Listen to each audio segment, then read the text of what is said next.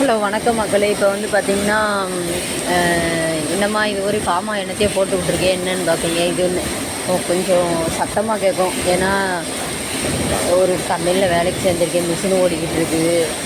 அது மிஷின் சத்தம் வேறு கேட்கும். அதனால் சரி நம்ம கிடச்ச தகவலை போட்டுடுவோம்னு நினச்சிட்டு அதையும் பண்ணிக்கிட்டு இருக்கேன். இப்போ என்னென்னா பார்த்திங்கன்னா நம்மளுக்கு கேஸ் போய்கிட்டு இருந்தது பார்த்திங்கன்னா நிறையா. அப்போ வந்து பார்த்திங்கன்னா நம்மளுக்கு வந்து இஓடபிள்யூ வந்து அது வந்து தாக்கல் செய்யணும் பார்த்திங்களா கோர்ட்டில்.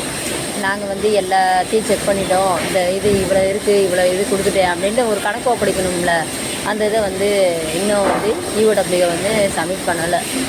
அது என்னன்னு தெரியல, சட்ட ரீதியாக என்னமோ பண்ணிக்கிட்டு இருக்காங்க. என்னென்ன அதுக்காக என்ன செஞ்சுருக்காங்க, நம்ம சைட்லேருந்து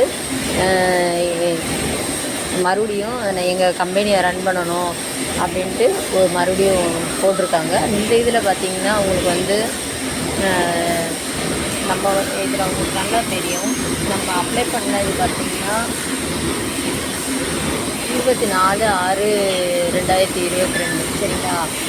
நம்மளுக்கு ஃபஸ்ட்டு ஹியரிங்கு வந்து பார்த்திங்கன்னா 24ஆந்தேதி கொடுத்துருக்காங்க. நெக்ஸ்ட்டு பார்த்திங்கன்னா இது வந்து பார்த்திங்கன்னா 4ஆந்தேதி கொடுத்துருக்காங்க. இது வந்து பார்த்திங்கன்னா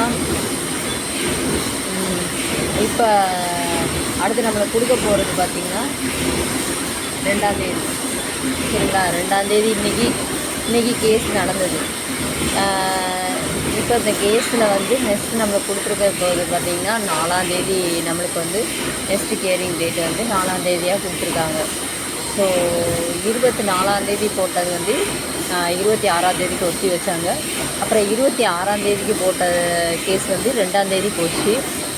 2ஆந்தேதி போய் மறுபடியும் ஆஜரானோடையும் இப்போ மறுபடியும் என்னைக்கு ஒத்தி வச்சுருக்காங்கன்னா 4ஆந்தேதிக்கு ஒத்தி வச்சுருக்காங்க சரிங்களா. இப்படி கேஸ் போய்கிட்டு இருக்குது. அதனால் கம்பெனி வந்து ஓனர் அவராட்டுக்கு இருக்கார், எந்த கவலையும் இல்லை. மக்கள் பணத்தை இது பண்ணிட்டாங்க, நம்மளை ஏமாற்றிட்டாங்க அப்படிலாம் கவலைப்பட வேண்டாம். அவங்க சைடில் சட்ட ரீதியாக என்னென்ன ஸ்டெப் எடுக்கணுமோ அதை ஃபுல்லாக எடுத்துக்கிட்டு தான் இருக்காங்க. சார் சொன்ன மாதிரி, உங்களுடைய சத்யானந்த சார் சொன்ன மாதிரி நம்மளுடைய பணம் வந்து ₹1 கூட வீணாகாதபடி அவர் வந்து கொடுக்குறேன்னு சொல்லியிருக்கிறாங்க. அங்கேயே பணமே இல்லை, பிறகு எப்படி கொடுப்பாருன்னு அடுத்த கொஸ்டின் கேட்பாங்க. அதை பற்றி நம்ம கவலைப்பட வேண்டாம். நம்ம வந்து பிரபஞ்சத்திட்ட கடவுள்கிட்ட கேட்போம். கண்டிப்பாக நம்மளுக்கு நல்ல வழி வாசல் கிடைக்கும். நம்மளுக்கு கிட்ட இருக்கிறது ஒன்று தான், நம்பிக்கை மட்டும்தான். அவங்க வந்து கொடுப்பாங்க, கம்பெனி ரன் ஆகும் அப்படின்னு ஒரு நம்பிக்கை தான். நம்பிக்கையை சில பேர் இழந்திருப்பீங்க.